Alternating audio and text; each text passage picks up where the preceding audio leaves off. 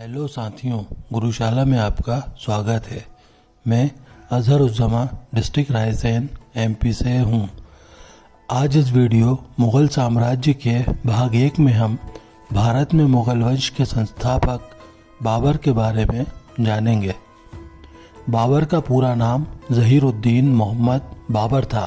बाबर का जन्म फरगना वादी के अंदीजान नामक शहर में 14 फरवरी 1483 में हुआ था, जो अब उज़्बेकिस्तान में है। ज़हीरुद्दीन मोहम्मद उर्फ बाबर मुग़ल साम्राज्य का संस्थापक और प्रथम शासक था। यह तैमूर और चंगेज़ खान का वंशज था। बाबर फरगना घाटी के शासक उमर शेख मिर्ज़ा तथा माता कुतलुग निगार खानम का बड़ा पुत्र था। हालांकि बाबर का मूल मंगोलिया के बल्लास कबीले से संबंधित था, पर उस कबीले के लोगों पर फारसी तथा तुर्क जनजीवन का बहुत असर रहा था। वे इस्लाम में परिवर्तित हुए थे तथा उन्होंने तुर्कमेनिस्तान को अपना निवास स्थान बनाया था। बाबर की मातृभाषा चगताई भाषा थी, पर फारसी जो उस समय उस स्थान की आम बोलचाल की भाषा हुआ करती थी, उसमें भी वह प्रवीण था। उसने चगताई में बाबरनामा के नाम से अपनी जीवनी लिखी। मुंबईयान नामक पदशैली का जन्मदाता बाबर को ही माना जाता है। मंगोल जाति, जिसे फारसी में मुग़ल कहते थे, का होने के बावजूद उसकी जनता और अनुचर तुर्क तथा फारसी लोग थे। उसकी सेना में तुर्क, फारसी, पश्तो के अलावा बल्लास तथा मध्य एशियाई कबीले के लोग भी थे। कहा जाता है कि बाबर बहुत ही तगड़ा और शक्तिशाली था।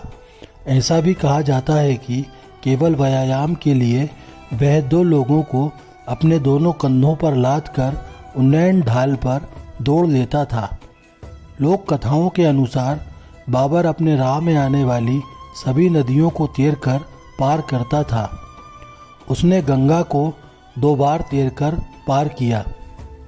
1504 ईस्वी में काबुल तथा 1507 ईस्वी में कंधार को जीता तथा बादशाह की उपाधि धारण की। 1519 से 1526 ईस्वी तक भारत पर उसने 5 बार आक्रमण किया।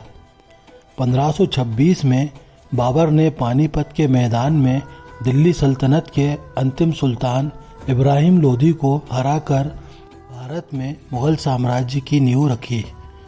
बाबर ने 1527 में राणा सांगा को पराजित कर खानवा, 1528 में चंदेरी और 1529 में घग्गर जीतकर अपने राज्य को सुरक्षित किया। कहा जाता है कि अपने पुत्र हुमायूं के बीमार पड़ने पर बाबर ने अल्लाह से हुमायूं को स्वस्थ करने तथा उसकी बीमारी को खुद को दिए जाने की प्रार्थना की। इसके बाद बाबर का स्वास्थ्य बिगड़ता गया एवं उसने इलाज कराने से इनकार कर दिया। अंततः 26 दिसंबर 1530 को आगरा में 48 वर्ष की उम्र में बाबर का निधन हो गया। उसकी इच्छा थी कि उसे काबुल में दफनाया जाए, पर पहले उसे आगरा में दफनाया गया। लगभग 9 वर्षों के बाद हुमायूं ने उसकी इच्छा पूरी की और उसे काबुल में बाग़े बाबर में ले जाकर दफना दिया। साथियों, अब अंत में मेरे आपसे कुछ सवाल हैं। सवाल नंबर 1, बाबर किस का वंशज था? सवाल नंबर 2, बाबर का जन्म कहाँ हुआ था? सवाल नंबर 3, बाबर की मातृभाषा क्या थी? साथियों, आज के लिए इतना ही। फिर मिलेंगे हमारी अगली वीडियो के साथ। तब तक के लिए धन्यवाद।